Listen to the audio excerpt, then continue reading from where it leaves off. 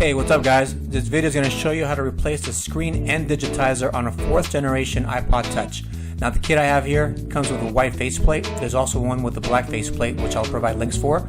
And also it comes with the pry tools, screwdrivers, and some more stuff like more pry tools and a suction cup, as well as adhesive strips so you can put the new screen on.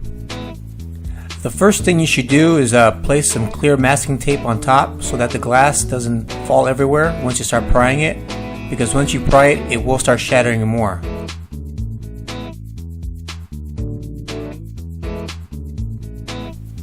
The next step is to take a heat gun or a blow dryer and heat it all along the edges.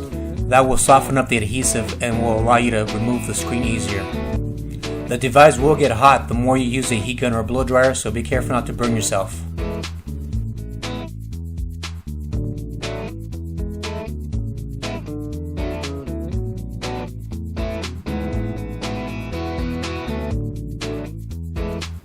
Once you feel you heated it up enough, go ahead and take the pry tool and start separating the screen from the body.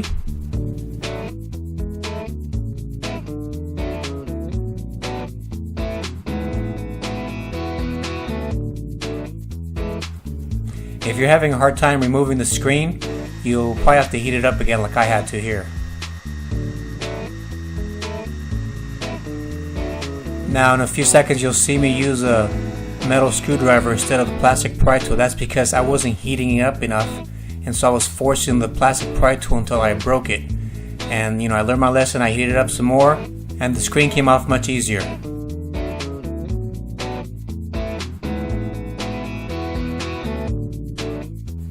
One thing to keep in mind when you're prying the screen off is pry it from the bottom up, meaning from the home button up, because there's a Wi-Fi antenna that's glued on to the top part of the screen, and if you pull it the wrong way you may rip that off.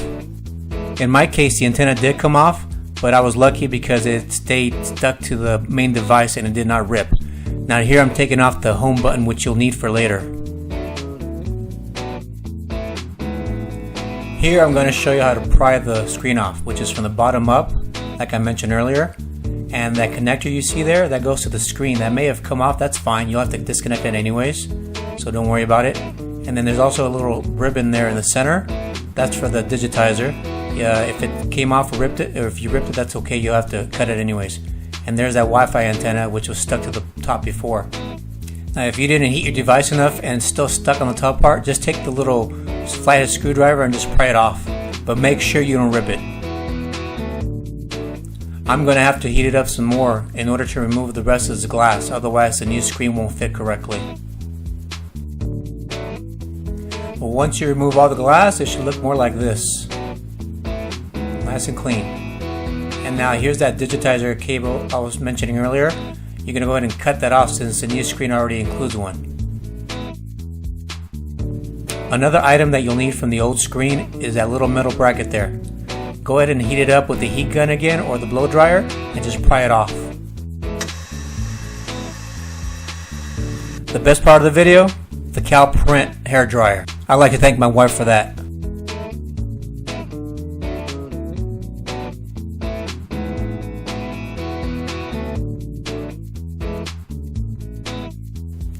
Once you pry that piece off, make sure you put it in a safe place so that you won't lose it, because you will need it. There are 8 screws that you will need to remove. There's 1, 2, 3, 4, 5, 6, 7, 8. Make sure you keep these screws in order as you remove them, because you'll have to put them back in the correct order.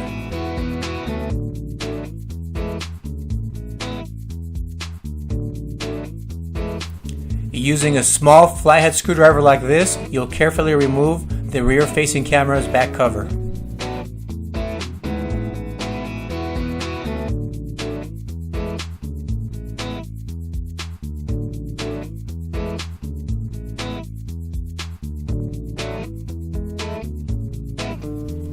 Once you remove it, put it in a safe place because you'll need it later.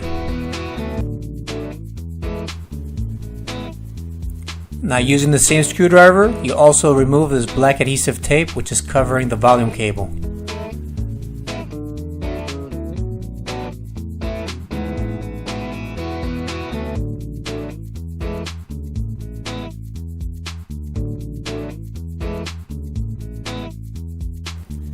I didn't reuse the black tape, so you can go ahead and discard it if you like. Using a heat gun or blow dryer again, heat up these two sections in order to pry up this panel.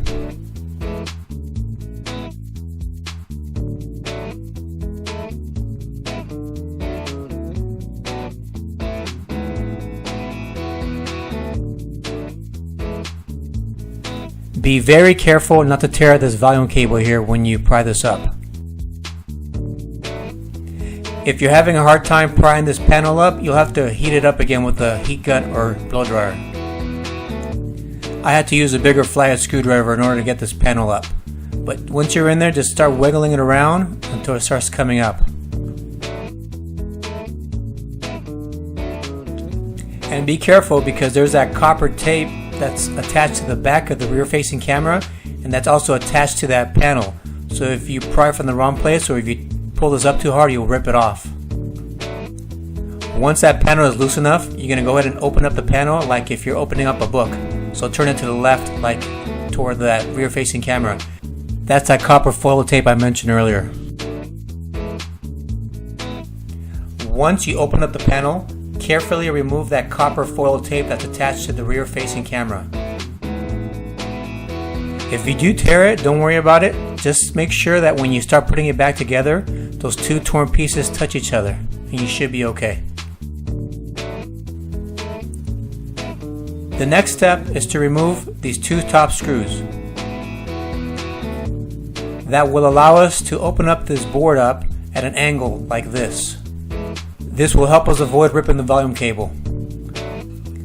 There's the old digitizer cable. We'll connect the new one once we pull up this board. But first, we'll need to pry up this rear-facing camera because it is attached to the board, and if you pry up the board with it connected, you may disconnect it or you may tear the cable. You should also be careful with that power connector there.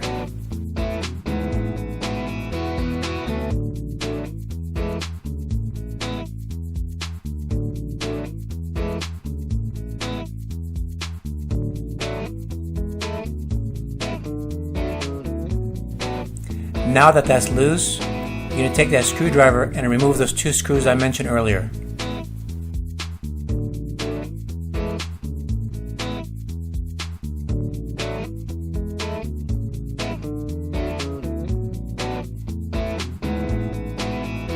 Now we'll take a screwdriver and pry it up this way at an angle to avoid tearing the volume cable.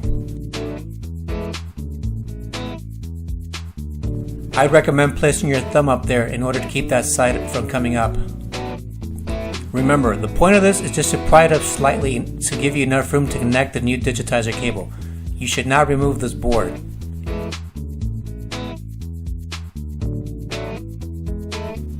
Once you pry it up enough, you're going to start prying the front facing camera now to avoid having it disconnected when you move the board up more.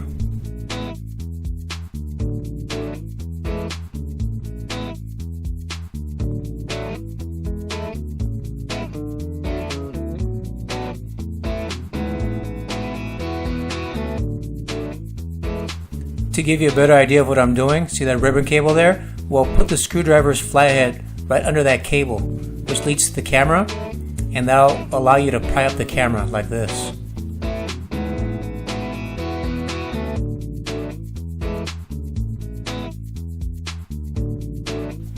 Here's a closer look of what it should look like once you pry the camera up. Next, we'll remove that copper tape that's on top of the digitizer connector. I wasn't planning on using this copper tape again, so I just tore it off, but others have used it when they put everything back together, so it's up to you. Now that you remove the copper tape, the next step is to disconnect the digitizer cable from the connector. To do that, grab your screwdriver, your flat screwdriver, and pry it in between the cable and the connector. And it'll snap off pretty easily, and all you do now is grab the connector cable and pull it out.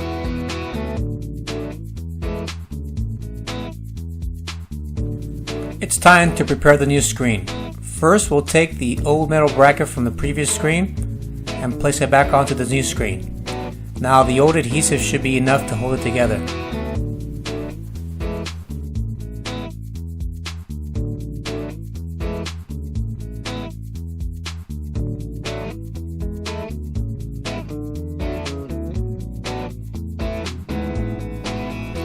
You can now remove the protective cover from the new screen. Now we'll install the old home button from the old screen.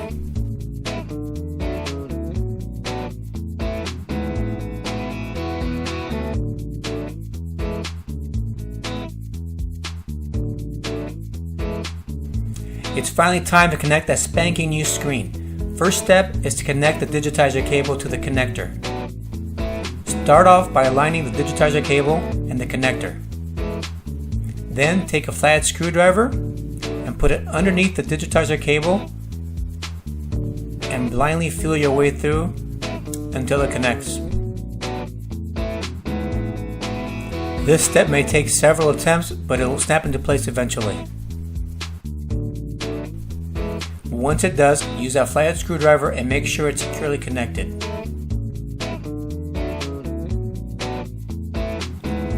Now that you have that Digitizer cable securely connected, you can start pushing the board back into place. And once that's it back into place, push the rear-facing camera back into place.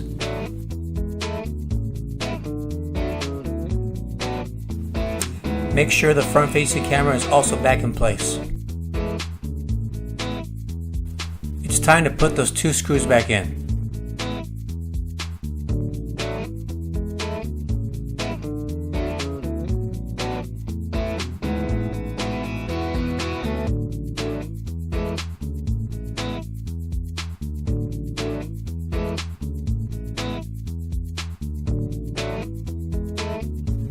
It's now time to put the metal panel back on. You notice there's two little tabs. We'll make sure those go in first. Then align the screw holes. Once those are aligned, you're going to reapply that copper tape over the rear-facing camera.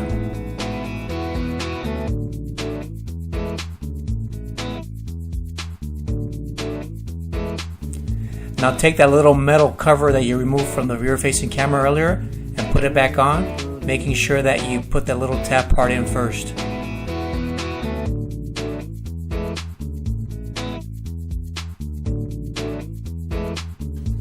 It's now time to screw those 8 screws back in.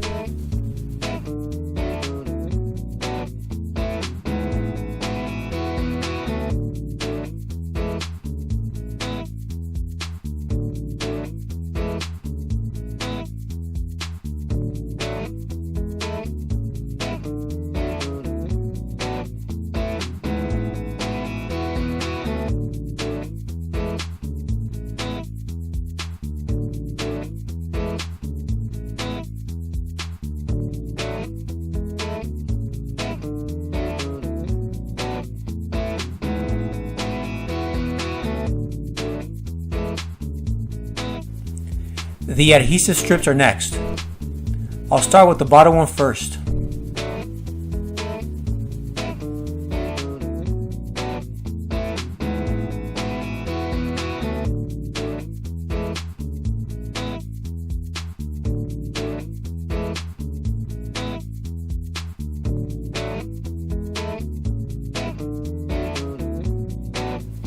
Once you have it on there, go ahead and take a screwdriver and go around the edges so that it's flush with the edges.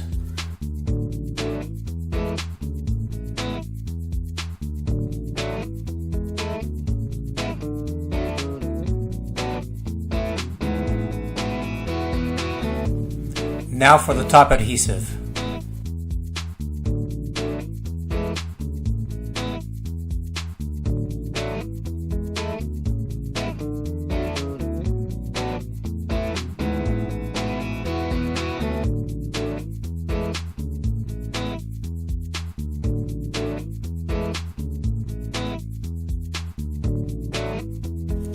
It might be helpful for you to use a flathead screwdriver for the thin piece of the adhesive.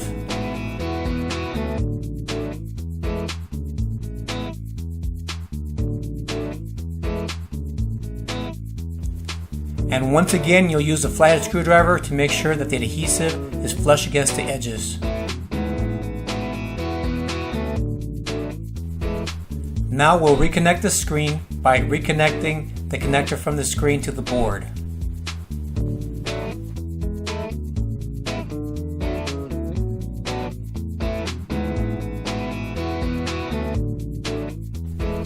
Once the screen is connected, lay the screen down, but don't push it down yet. Now we'll test to see if it powers on. There you go, the Apple logo.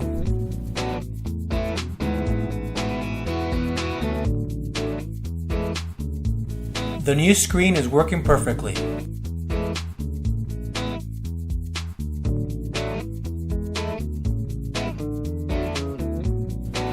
Shut it down to complete the last steps. Now flip it back open and disconnect the screen, and we'll start working on the adhesive. First, remove the little square slots from the adhesive. You may have noticed I have more adhesive on the edges. That's optional. That extra adhesive is also available online.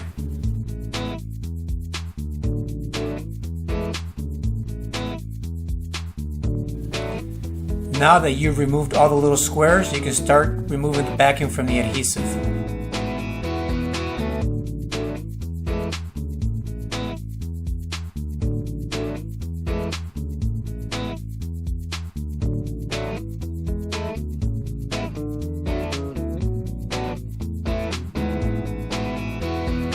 Now that the adhesive backing is off, you go ahead and reconnect the screen.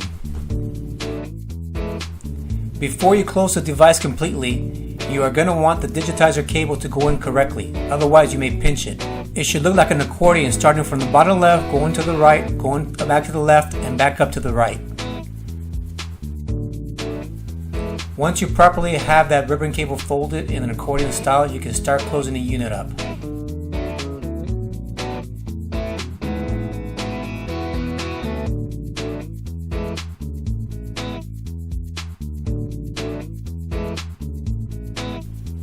Push the screen in so that it's flush with the rest of the casing.